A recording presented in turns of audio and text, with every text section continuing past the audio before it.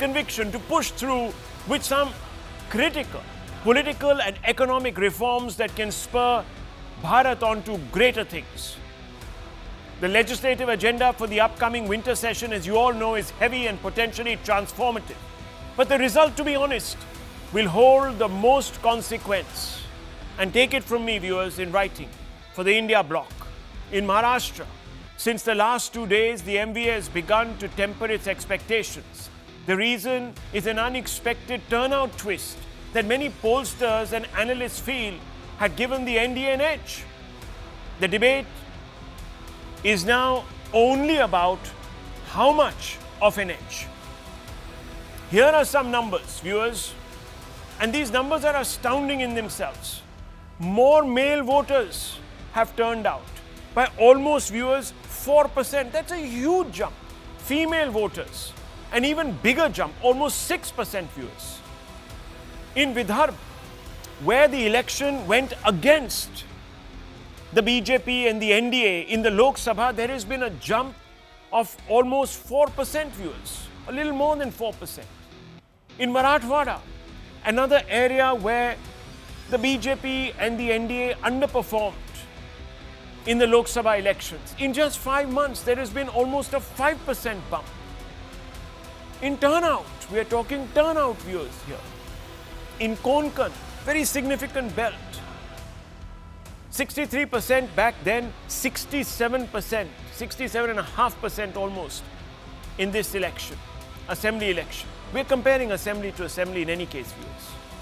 In Thane 2019, in the Mumbai-Thane belt, another 30-odd seats, 63%. And this, viewers, is the only place where the numbers have actually come down. But not in some VIP constituencies. And that's where we're going to focus also now. Worli, for example, Aditya Thackeray versus Milind Deora versus Sandeep Deshpande, perhaps the definitive battle of this election. Even here, viewers, even here in Worli, in Mumbai proper, the jump is almost 8%, viewers, in turnout from last time. Baramati sees Ajit Pawar versus Yogendra Pawar, the clash of the Pawars, viewers. Here also a bump up. Vandre East, Zishan Siddiqui in the news because of his father's assassination. And Varun Sardesai. Here also, viewers, a jump. Nagpur Southwest, Devendra Fadnavis against Praful Godhade. Again, a jump of almost 4.5%. Many other constituencies, Eknath Shinde's constituency has seen a jump of 10% almost. Viewers, those are the numbers. Sakoli, Nana Patole, who is the Congress's helmsman in the state.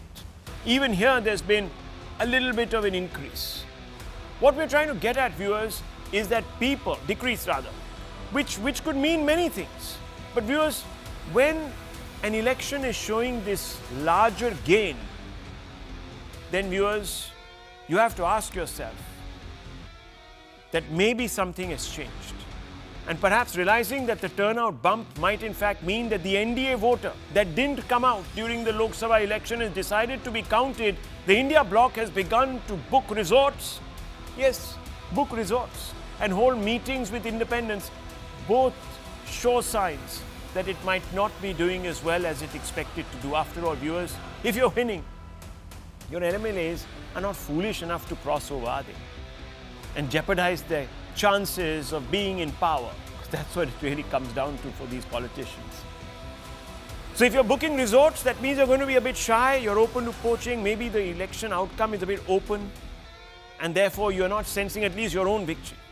A poor showing by the India bloc could in fact put a question mark over its survival. After all, this would be the 4th of 5 elections, beginning with the Lok Sabha, where it has failed to defeat the BJP, the I.N.D.A. Losses in Maharashtra and a poor showing in Jharkhand will raise some questions. And these are, viewers, and they're on your screens. Can India hold together if 4 of its key constituents suffer setbacks? Does the Congress have the most staked on the outcome? Will India allies seek to decouple from the Congress if it ends up on the losing side? They might see it as a liability.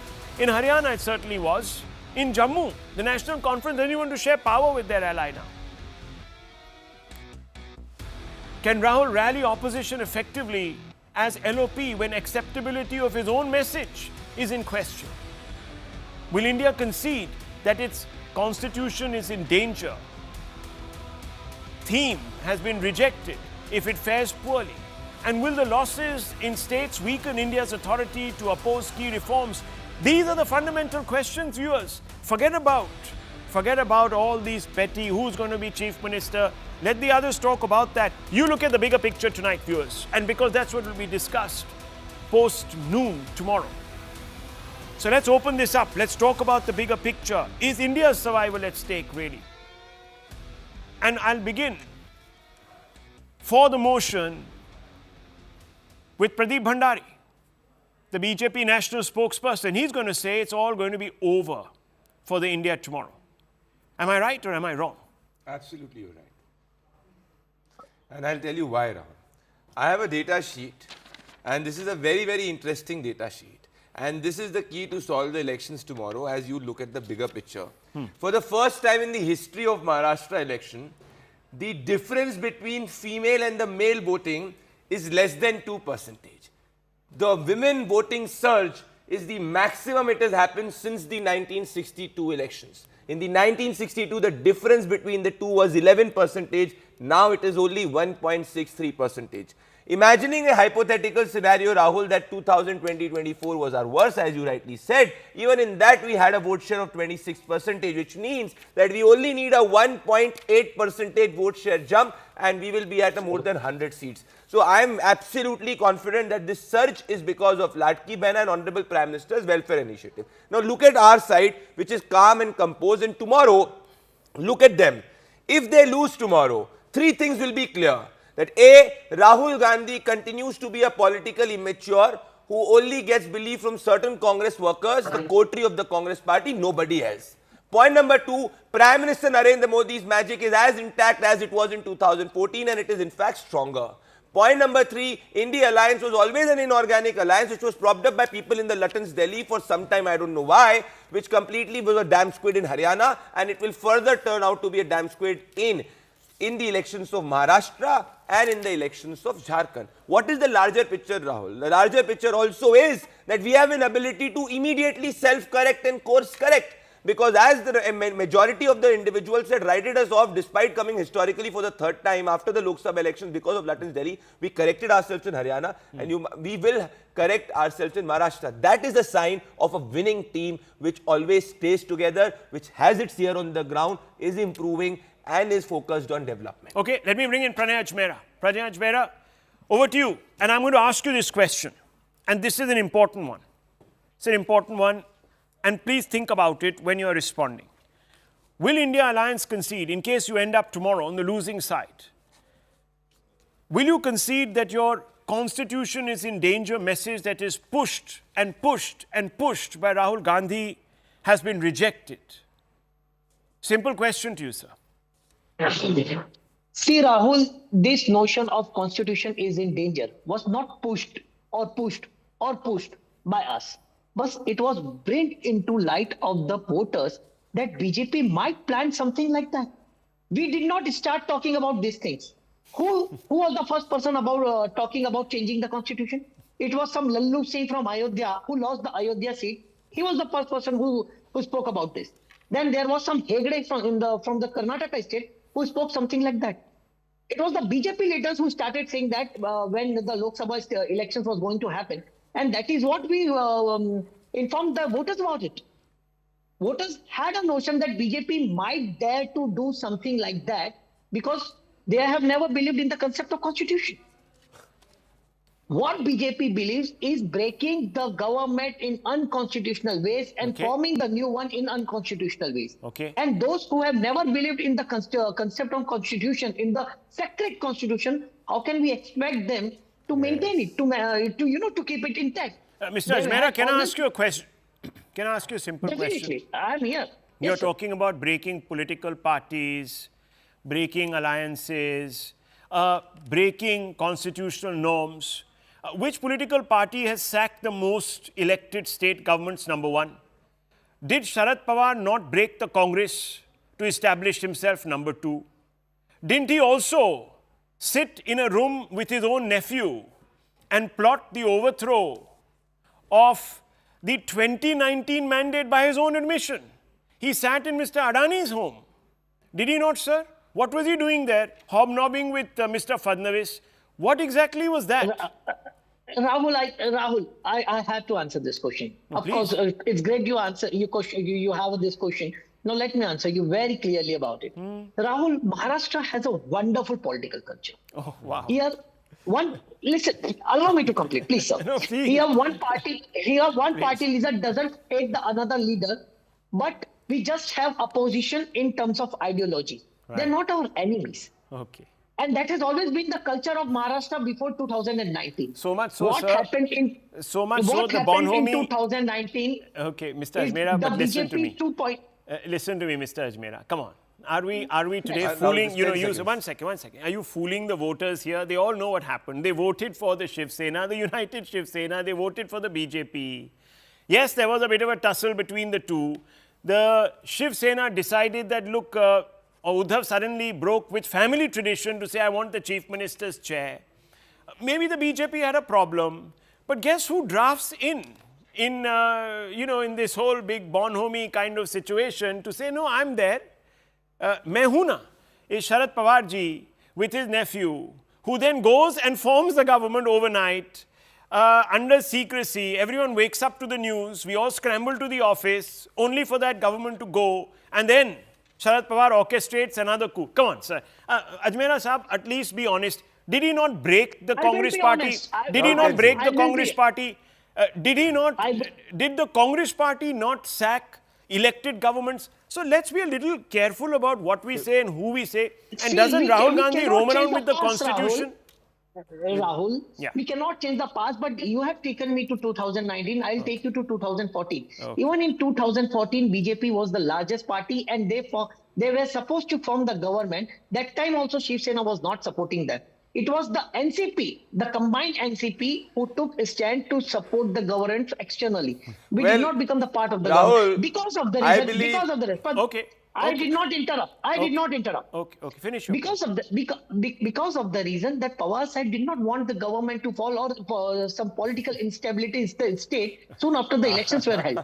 Same No, no. happened So- in 2019. so you know what Mr. Ajmera said? No, It was the I.N.D.I.A alliance that No, no. was not forming the government, and No, no. that's why we took some stand. Okay, but I just want to say Let me one tell thing you. before I hand it to you to respond.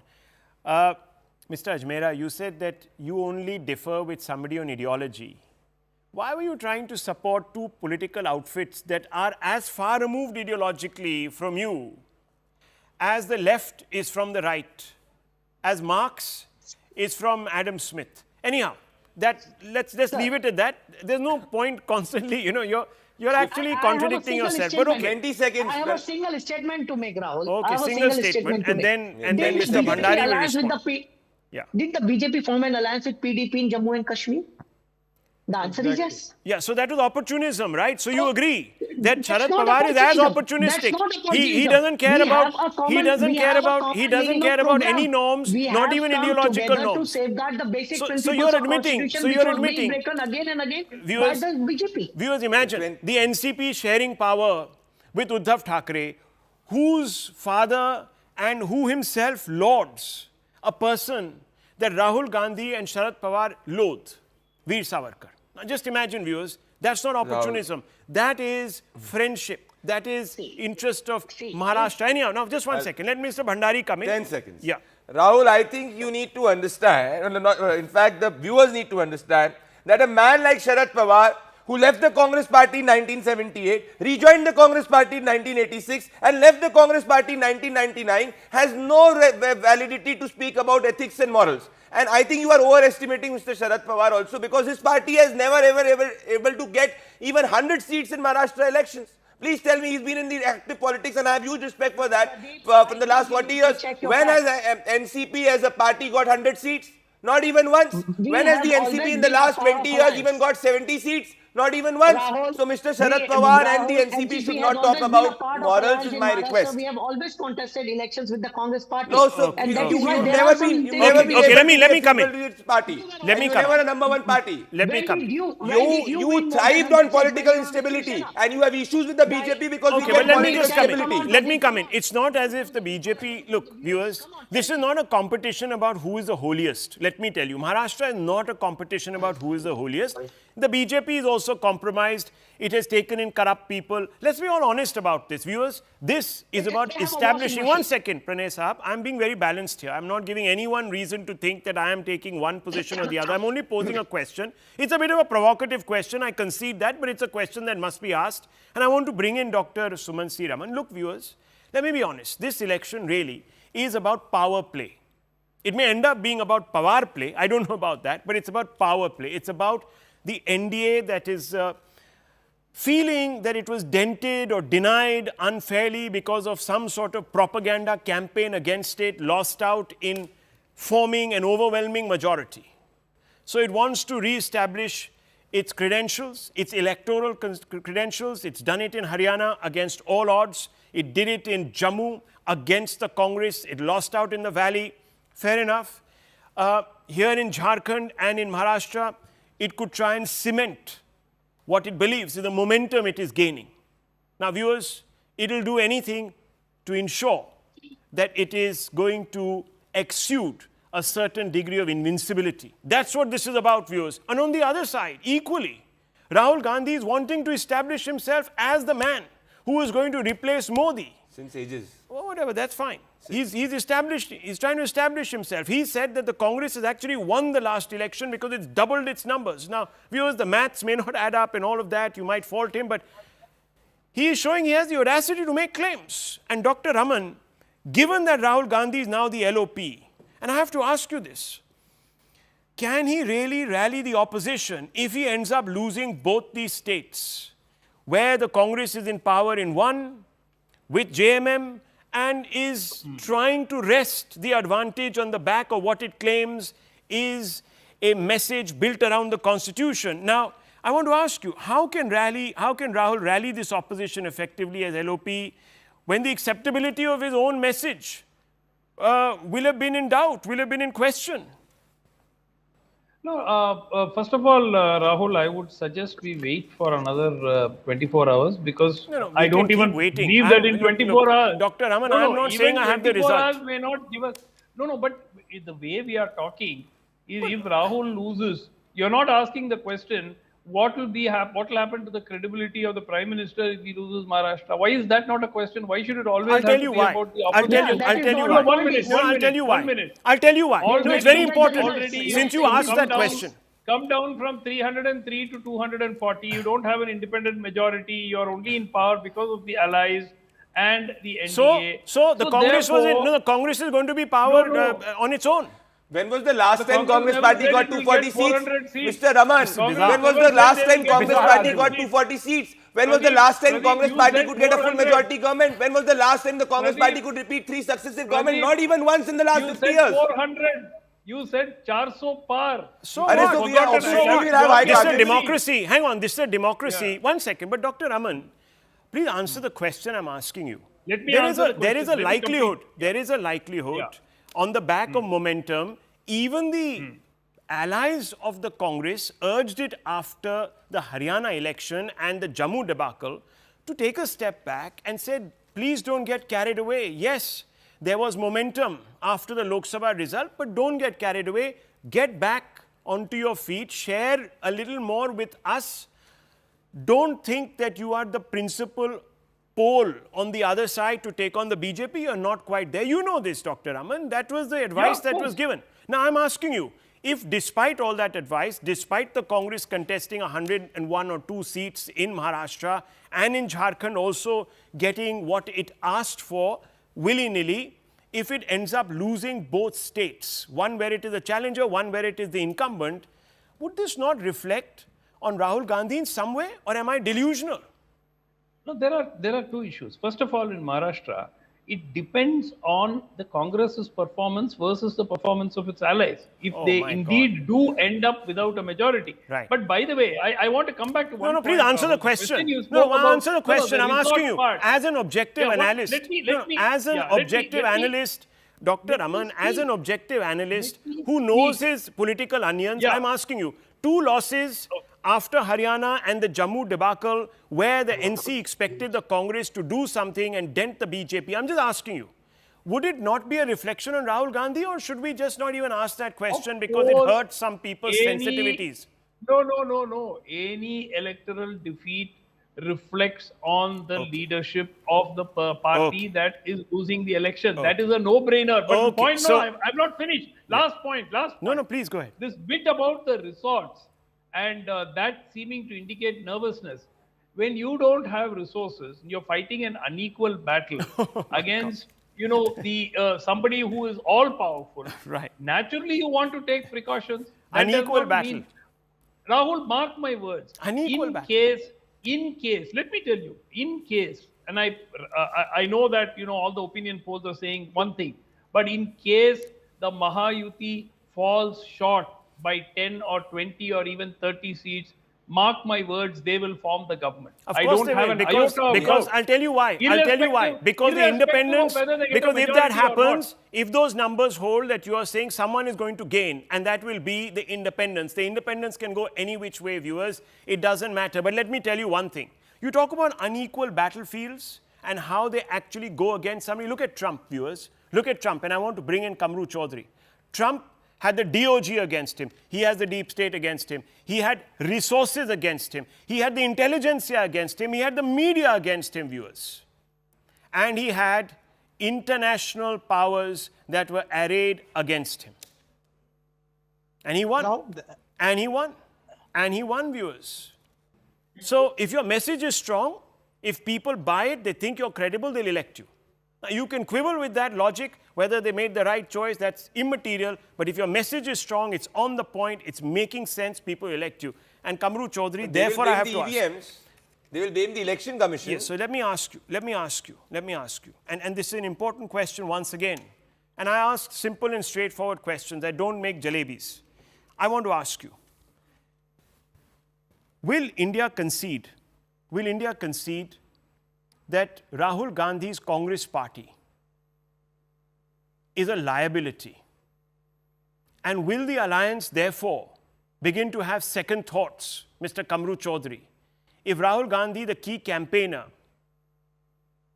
who came out with the straightforward message, doesn't deliver? Yes or no, Kamru Chaudhary? No, it's not a yes and no question. I believe you'll give me my time to reply to your question. You see, the entire premise of your debate tonight is the increase in the voter turnout in 2024 compared to 2019. What happened in 2019, you must understand, it was a Monday, 21st October, and the Maharashtrians were on for a extended weekend holiday. Today, this election this time was on Wednesday, wherein every voter, every Maharashtrian tried to reach the voting. So it is preposterous and it is out of the question to say that the voter turnout will be benefiting the mahayuti or it might benefit the mahavikasaghadi. First number point. Second point, when you say that the Trump also had all the odds stacked against him. Mahayuti had all the stacks against it in Maharashtra also. You are right in that. But what was common between both the two campaigning parties in USA and in Maharashtra was the fear factor. The fear factor has played such a big role in Maharashtra election this time. If the results go as per your prediction, that I am not counting or not countering or not challenging it. But the fact remains, there was an air of desperation in the Mahayuti at the last few months before the elections were declared. Otherwise, the party which says one nation, one election, why couldn't it hold the same election with Haryana, Maharashtra? There was a clear sign of desperation that the Ladki Behan scheme should take effect on the ground before we go in for the elections. Point number one. Point number two, there was a massive RSS communal mobilization on the ground and the radicalization by them that the Hindu is khatre mein hai. If you vote for the Mahavikasaghadi, then they might bring in the Wakaf Act. They might give in reservation to this thing. And one last point. Whoever propped up Mr. Numani out there, That was also a very big factor according to me. Because Numani was not the representative of the Muslim population in the country. He spoke out of his turn, gave out a list of some candidates that he supports, and the Mahayuti was successful in campaigning for themselves with that Numani statement.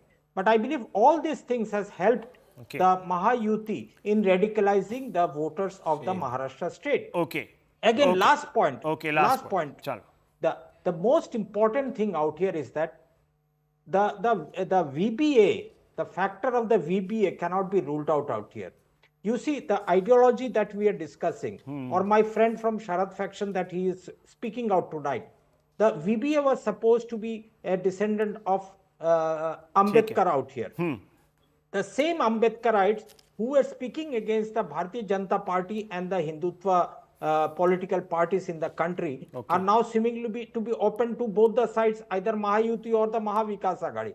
So ideological battle, I believe it's just a wish, and it's a what do you call this, the vote who is fair enough. more interested I understand. in the government. I think Kamruji, you should open your YouTube channel. You'll have great insight because you have covered 5 bases: ideological, the psephological, the psychological, the socio-political. All of that has been covered. But the answer to my question, I haven't got, viewers. The answer was very straightforward. Kamruji, even you're laughing. You know, you have today... They're experts in jalebis. You have today taken me into a maze. You have given us the whole history, geography, psychology, sociology, psephology, everything. Fine, good. No, I respect you. This to condense it all intellectually into these 5 pillars is brilliant work. You have a career to take on, whoever else it is on YouTube, but I just want to make a point.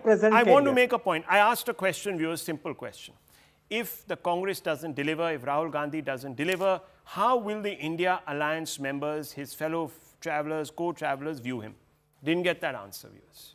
At least Dr. Raman conceded that it would be a bit of a blow to whoever loses. So, Pradeep Bhandari, let me ask you here. Please. Let's flip the coin. Yes. If you lose both states, what does this tell you about the strengths and the weaknesses of the N.D.A.?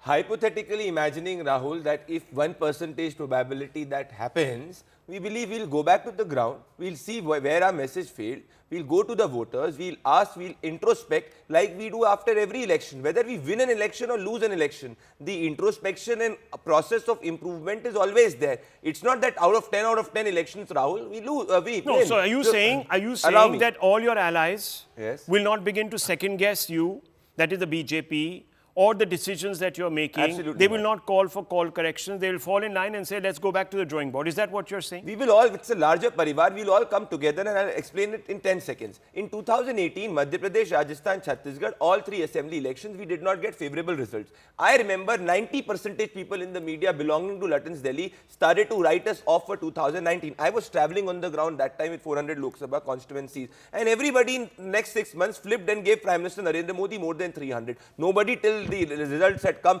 believed in it. So the voters are very wise. Please be assured, till 2029 and further, it is Prime Minister Narendra Modi. But yes, I will tell you, I am not hubris like they are, that if we do not, if the result is not favorable, we will go on the ground and improve. But 10 seconds on communal politics and radicalization. It's shameful that Kamru Jaman Chaudhary has called Dalits who have not voted for them as radical. He's called tribals who's not voted for the Congress party is radical because he only believes in vote jihad of Sajjad Numani, which is pure communal politics, which is supported by Nana Patole. This is why I say that they are modern jinnahs. They believe in direct action. They believe in Pakistan's constitution, not Indian constitution. Shame on you, Kamru, that you call the Dalits who did not vote for you as radicals. Okay, gentlemen. Shame on, I concede. He's calling voters who do not vote for him as radicals. How can voters be radicals? Calm down.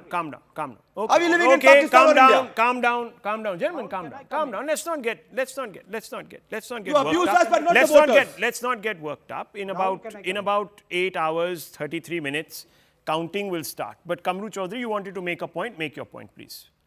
Basically, Rahul, you see that he is getting so agitated because the simple reason we asked him what is your basics, and after 400 Nara to 240, what did the BJP and RSS do? They went back to the basics. Because prior to the 404 call, That's a the debatable Charso point. Part- Actually, one No, no, second, wait, Mr. wait, Chaudhary, wait. that's I a have not- debatable I have not point. told Now, you hang the on, hang main on. point. The I have not- BJP did not the expect. basic point. One second, I just want to make one thing clear, viewers. The BJP did not expect the Ulema board to leap out and make 14 demands.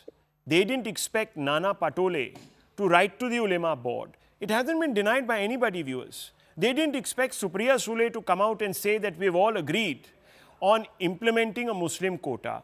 The BJP did not expect some of their brightest campaigners and candidates to go and seek the blessings of two hate mongers, not one, of two hate mongers, both clerics, both individuals. One of them has vowed to wage Ghazwa-e-Hind against India, and another individual, viewers, who represents very regressive practices and customs. This was not the doing of the BJP. The BJP in reaction only said that, look, if these people are going to promise a Muslim quota, which actually is not welcomed by even the Supreme Court, it's struck down. Religious quotas have been struck down. They can only be people from denominations if they are declared, various segments of that population, if they are declared OBC, can get a quota. The whole community can't get, because that defeats the rationale of us being a secular republic, viewers. So none of this was anticipated by anybody. It might have been anticipated by the India bloc. And that's what I'm saying, viewers. This is where the problem is. There are two messages here. One that says, let's get together, let's defend India and Indians and their interests. And there's another message that somehow finds itself getting entangled with those that have a separatist outlook. And that's really what is up for election here. People can tell you everything else. There is development, it's electricity, it's tap water, it's, whatever, a scheme. But at the end of the day, this is about identities, caste and religion. And that's unfortunate or fortunate. I'm not going to stand in judgment, viewers, but that's what it's come down to. Let me very quickly, Mr. Ajmera, come back to you, and I have to ask you this. Do you believe, and I'm going to again post the question, can the India bloc hold together when 4 of its constituents suffer setbacks? And who am I talking about? I'm talking about the JMM, the NCP, the UBT, and the Congress, and perhaps even the SP. Can it hold together? Rahul, let me start my submission with a single statement. Yeah. Confidence is silent, insecurities are loud. And we all know who is extraordinarily loud here. Okay. Because one of my friends in the panel has cited an example of Rajasthan, Chhattisgarh, and Madhya Pradesh, where the BJP lost.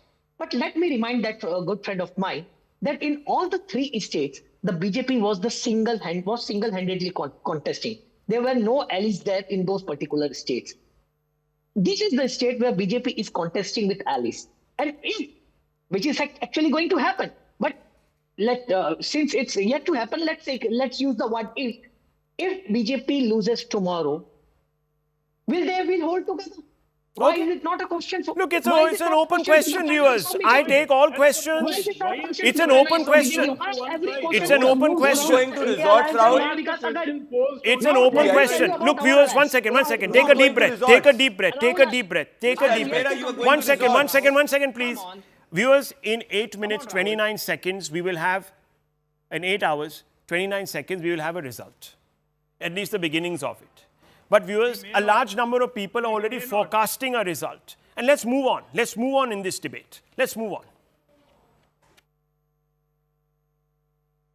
Well, as I've told you, viewers, and we've been discussing it in the first half, unbelievable suspense on the back of certain projections, exit poll projections, and that's really added to the anticipation.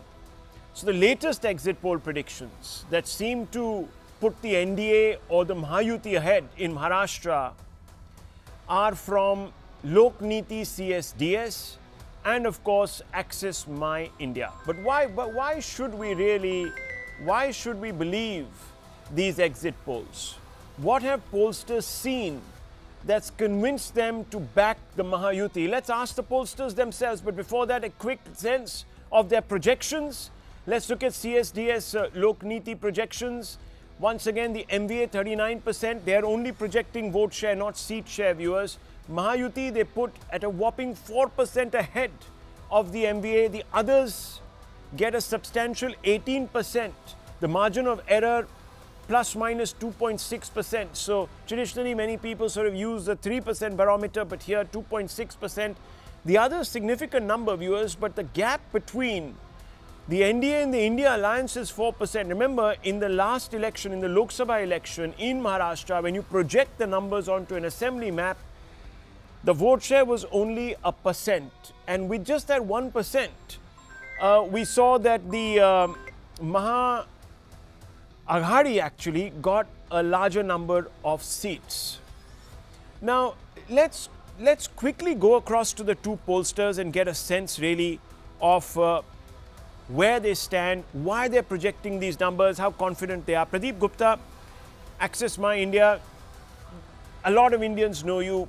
You've been seen many times on camera crying tears of joy when you've got it right, and sometimes tears of anguish when you haven't quite got it right. One of the instances, of course, was famously the Lok Sabha elections, and then obviously the last election that took place in Haryana, where everyone sort of copped out. Now, Mr. Gupta, your numbers are quite astounding. You seem to be giving a clean sweep, and the numbers are on our screens, a clean sweep to the NDA, 178 to 200 seats. And that's a hell of a number, because that seems to suggest that they will do the best that they ever have done. I mean, when the BJP was with the United Shiv Sena, they never got these numbers. So where are all these projections coming from, and why should we believe you? So I'll answer your last question first. Why people should believe us, the Access My India? One should see the track record of any product and services. So mine is also a market research services, and we try and predict. So our track record till today says that we have predicted about 77 elections in last 11 years, and we could call correctly 71 out of 77, and 6 occasions you can say we were unsuccessful to call the result right. I mean, so this is something viewer has to decide what to consume, how much to believe, how much not to. I mean, beyond this, I can't say anything. But as far as Access My India, rigorous process is there. It is Harvard Business School case study, and our methodology, we go to each and every constituency of the state, and we have done in this Maharashtra election about 35,000 interviews spread across 1,700 villages and cities. And so this is something very robust exercise we try and do. And yeah, so this is what we do, and our monitoring and systems and processes are all in place for us to come out with this number. So whatever numbers is coming, we don't see it, and we try and do the analysis, the deep analysis, and based on whatever come, we put forward the numbers. In some of these regions, there's been a complete reversal. In Vidarbha, for example, from the Lok Sabha result, you seem to give the NDA almost the numbers that the MVA had got. Yes. This is a huge reversal. What is it that, who rather has voted en bloc really for the NDA in Vidarbha?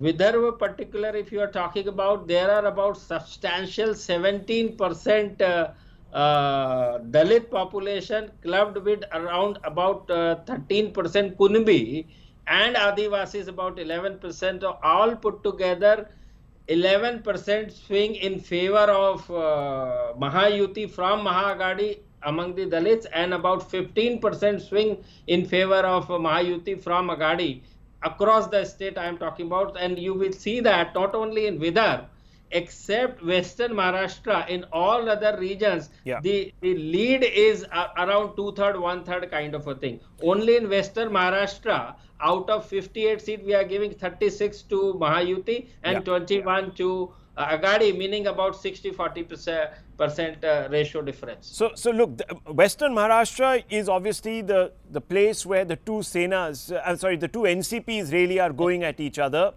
So are you projecting which of these NCPs is going to do better? Sharad Pawar, you think, is ahead, or is it Ajit Pawar? So see, for this question, it's a very tricky kind of a question. There are two aspects to it. One is where NCP versus NCP direct fights are there, which are about 41 seats, Yeah. straight fight. NCP Ajit Pawar likely to win 22 seats, and NCP Sharad Pawar likely to win 14 seats. This is one data point.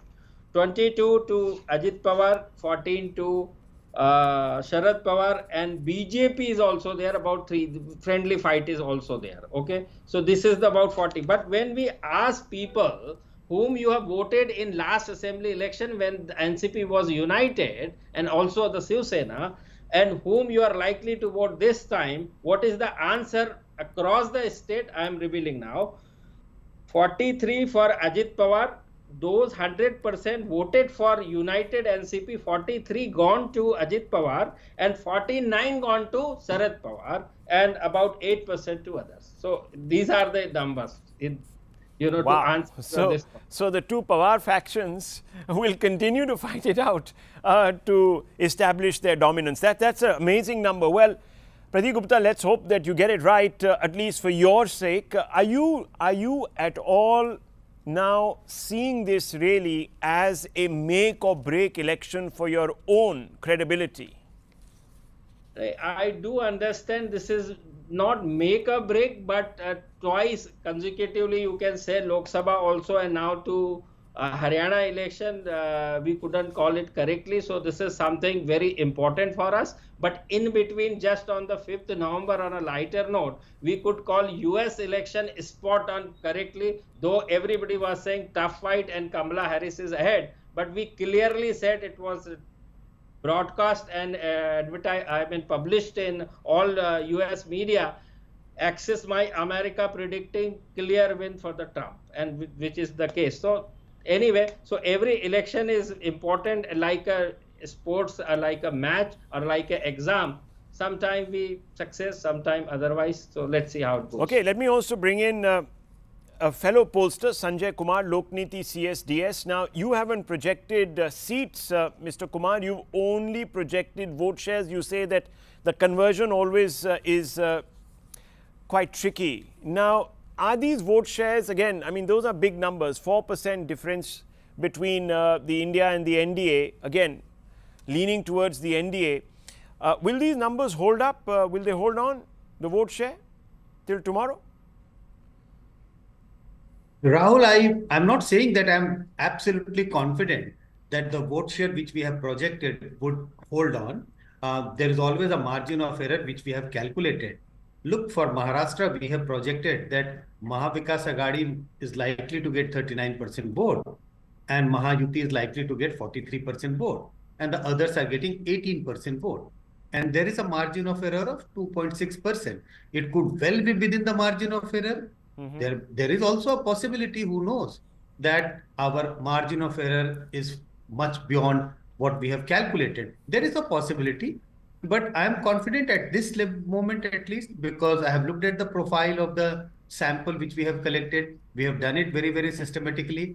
But yes, there is no guarantee. I can't say that I can be 100% sure that our estimates of vote share is going to be absolutely correct. So you're hedging your bets. Pradeep Gupta is saying, look, I've done my homework. I'm going to go ahead and say that, yes, I've got it right. But look, I mean, these are all different perspectives, and I believe that these two pollsters have actually put their heads down this time because they have set themselves higher standards. So let's hope that they get it right. But one final question, I want to bring back Sanjay Kumar ji.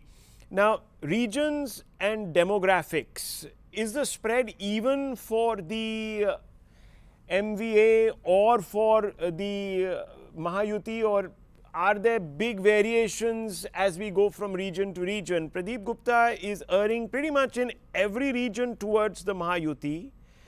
What about you?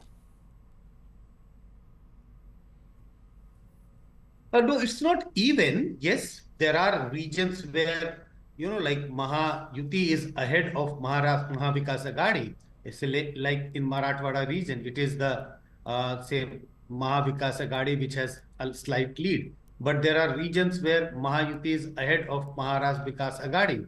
If you look at the caste communities, among the Marathas, there is a shift tilt in favor of Mahayuti. But if you look at the Kunabi vote, which seems to be more or less equally divided between the two communities, more or less on more or less on the lines which we expect. The upper caste vote is tilted in favor of the Mahayuti. And if you look at the Muslims, the tribals, it is tilted in favor of the Mahavikasaghadi. So yes, there are some patterns which is emerging from the poll which we have conducted at this moment. Okay, so two divergent, at least when the demographics are concerned, you're saying the tribals are going towards the Mahavikasaghadi, and at least what we heard Mr. Gupta say, that he believes that the consolidation is happening towards the Mahayuti. So two differences, very interesting. Mr. Gupta, what is the number that you're going to be looking at tomorrow to convince yourself that this is going according to your projection? What is the thing? The conversion, what is it? Minimum 178 for Mahayuti, minimum.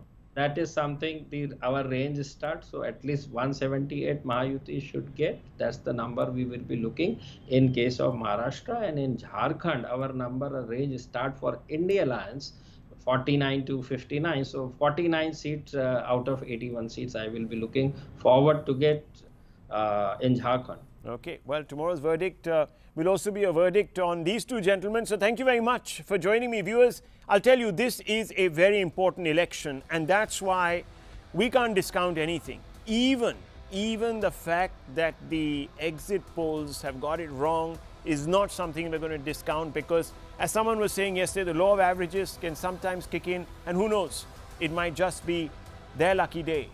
I'll leave it at this, viewers, but we move on to another very important and big story. Viewers, it's make or break. For those who have been championing the cause of secularism in this country, the Wakaf Amendment Bill is ready and is all set to be introduced in Parliament in the ensuing winter session. This news comes amidst feverish protests by citizens across Karnataka. You can see those pictures, Tamil Nadu and Kerala, where the Wakaf has arbitrarily taken over their land. Hindus, Christians, they're all standing united in opposition to Wakaf tyranny. And the fundamental question, viewers, is whether in the face of this complete unity and demand from the public that the Wakaf the Act must be amended, can today the India bloc in Parliament seriously stand up and say that the public's wish is not their command? That's the fundamental question we have to ask tonight, and let's open it up, viewers. Let's not delay. I want to get straight into this debate. It's an important one. Viewers, remember that there is an overwhelming sentiment now gathering apace, and tomorrow's results might cement it, because a large number of these issues about amending this Wakaf bill, etc., have come up in this election. So if the BJP walks away with this election, I don't know what the opposition is going to do. Kamru Chaudhary, are you still going to reject the will of the people and say, no, I'm sorry, we're going to hang on to our one vote bank, which is essential to us, it's the umbilical cord, and therefore, sorry, the majority can go to hell? Kamru Chaudhary. Yeah, one thing you must understand. Let me just get to the bottom of the thing, then I will explain why I say so. Wakaf properties are not the public resources. They are religious endowments specifically meant for the welfare of the Muslim community. And the majority has got no role in the Wakaf properties as such. If there are points of dispute that are cropping up or that are getting highlighted for majority appeasement, there is always a court of law in the country that can do it. I per se, as a congressman, as a Muslim, I want the Wakaf boards to be amended, because it has become a root of corruption in the Wakaf board, the way the lands are being managed, the way the Wakaf land is being encroached upon across the length and breadth of the country. The encroachment must be removed. That's point number one. But what the BJP, by bringing this Wakaf amendment bill, what does it highlight? It highlights to polarize public opinion, nothing more, nothing less. Because Wakaf, if someone wants to amend what you think has become absolutely a den of corruption, how can that be communal? There are 2 points of corruption. I told you first, if there are points of dispute that have arisen out here, as I know, my sources are telling me that around 10% of the Wakaf properties that are at present in India are registered or they are digitized as of now. Yeah. So the work to digitize the Wakaf properties is the first step of the Wakaf amendment. The collector does not have any role in deciding whether the property is a Wakaf or Look, not. look. That is Again- the point again of you're getting contention. into The this- courts of law are there. No, the The point courts is, of law sir, are there. on What principle, does if it you serve? think it's a body, now it's become a nest of corruption, then it should be amended. Dr. Ranganathan, am I wrong? Have I got this absolutely wrong? I mean, in the Nothing previous to do with the previous half Hindus. of The this Hindus have program, got no locus in the standi in previous the half Wakaf of this amendment. program, I asked Kamru Chaudhary a straightforward question. He gave me a psephological, psychological, political, socio-political, and all sorts of truth political. will No, always hang be on. enough. Yeah, political scientist view, but he didn't answer my question. Now again, he's going down that route. So, Dr. Ranganathan, if it's a den of corruption, what should you do with it? Preserve it? No, let me at the outset, good evening first of all to you and Kamruji. Let me at the outset actually commend Kamruji because I must admit he stumped us faster than Dhoni has ever stumped anyone. I mean, he wants Waqf Act amended not because of the draconian powers that Waqf Act has, not because Waqf is encroaching upon non-Muslim land, but because people have quote unquote encroached upon Waqf land. Ulta. No. So he stumped us. I mean, the full marks to him. Look, first a 1500-year-old temple, Rahul, then an entire village in specific Bihar, example, Mr. then Anand, we have Indian already parliament, lived through your then such acres of whataboutery. iconic Don't Vijaypura, cite specific examples. Kannur This is village. the Okay, time okay, to let him discuss the finish. holistic. Okay, No, Kamru don't cite specific. Chaudhary, let him I'll finish, comment this please. man. Let him Because he finish. is here with an agenda.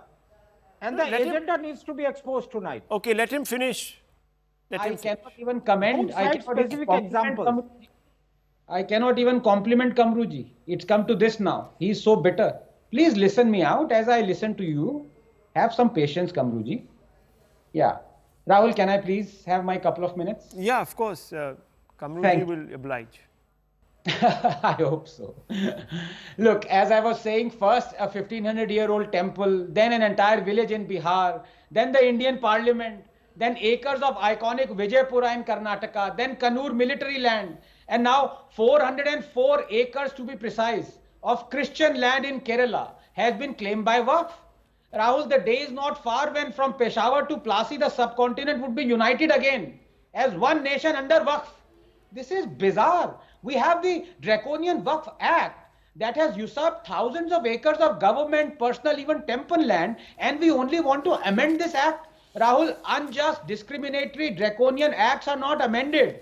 They are abrogated. Yeah. Do not amend the Waqf Act. Abrogated. World over.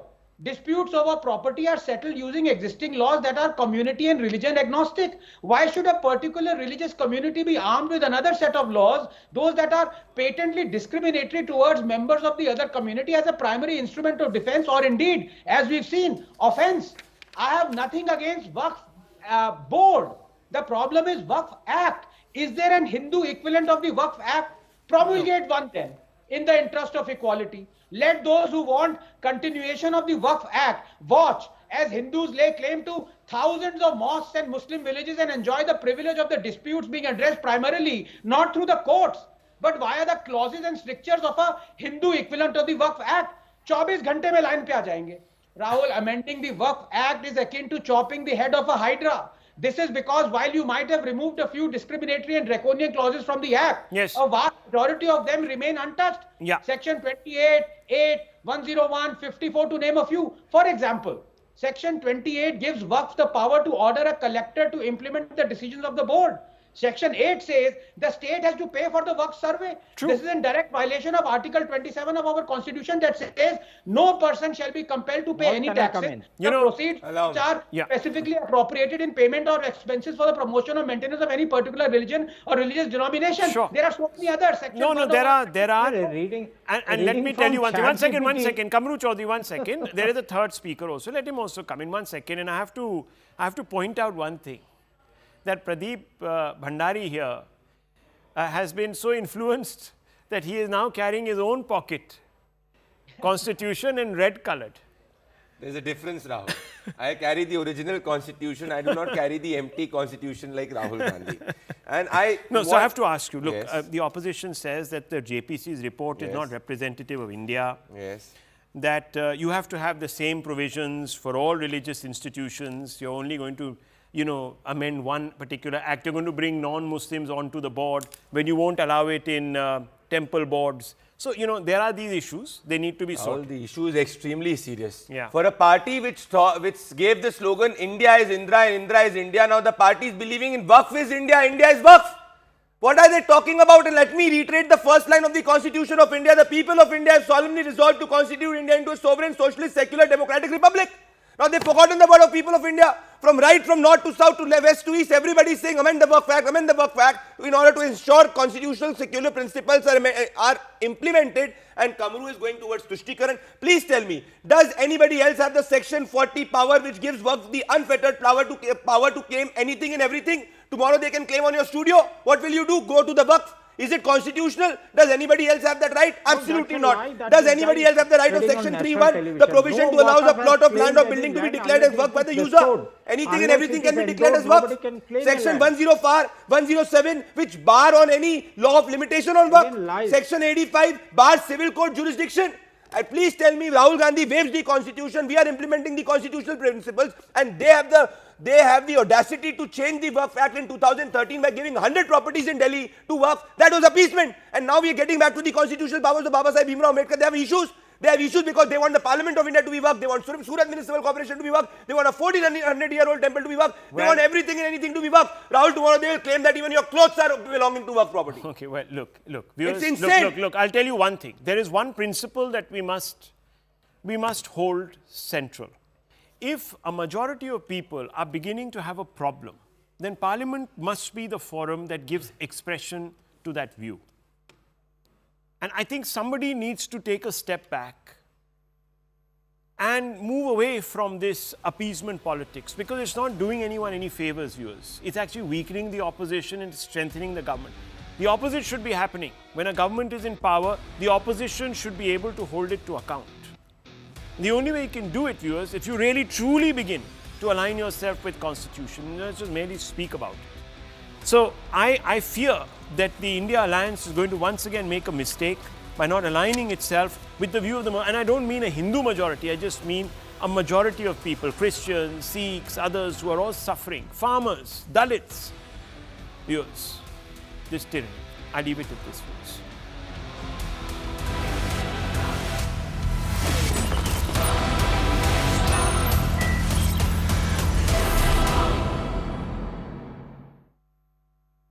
Co-powered by Putin lowers Russia's nuclear trigger. Now, NATO countries issue urgent war prep pamphlet, while Sweden and Norway warn residents to shelter. Now, Ukrainian President Zelenskyy condemned Russia's use of intercontinental ballistic missiles, calling the attack undignified and highlighting the devastating toll on civilian infrastructure.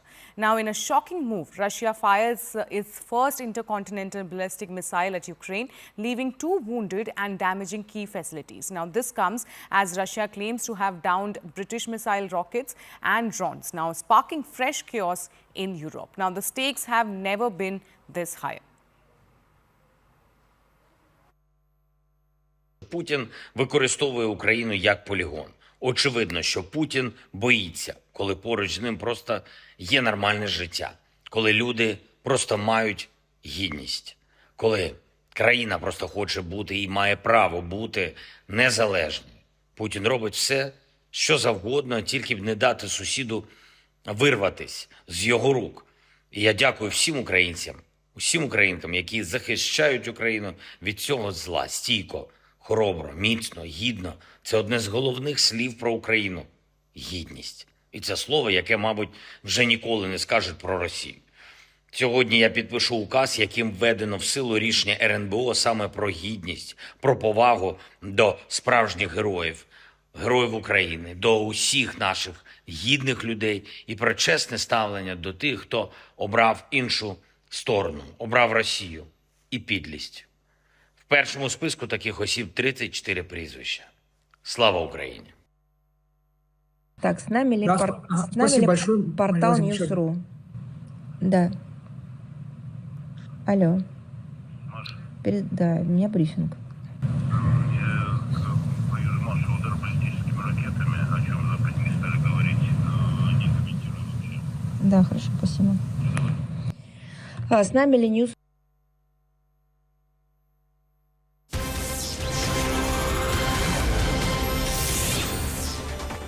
All right. right, and Russia fired a hypersonic intermediate-range ballistic missile at Ukrainian city of Dnipro on Thursday in response to the US and UK allowing Kyiv to strike Russian territory with advanced Western weapons in further escalation of 33-month-old war.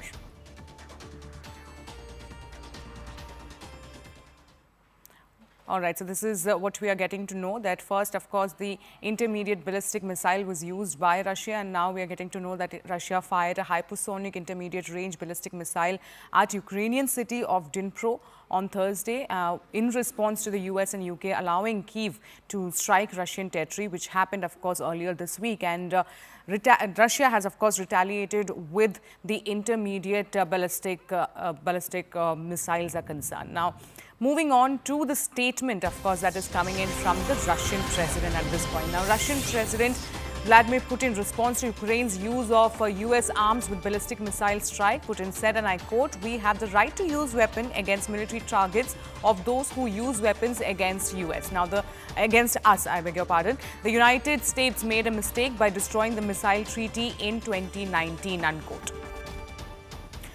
Let me now go back to my colleague Akansha Swarup. Akansha, it seems that this is, of course, a major escalation as far as the intermediate ballistic missile is concerned, because this seems to be used first time and this can actually lead to a nuclear war. Absolutely, Sherin. And the UN too has, of course, said that Russia's use of intermediate range missile is extremely worrying. They've said that this is yet another concerning and worrying development. All of this is going in the wrong direction. This is the statement that has come in from UN spokesperson Stefan Dujarric. So the overall global community is worried by this action. As you rightly highlighted, it is a great point of escalation, but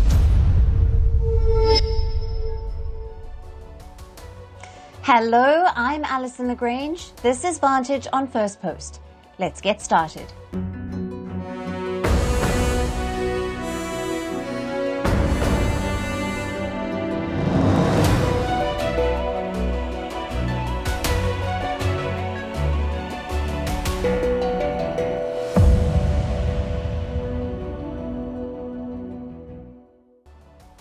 The war in Ukraine is escalating. Last night, Russia launched a ballistic missile at Ukraine, with Russian President Vladimir Putin making a rare address afterwards.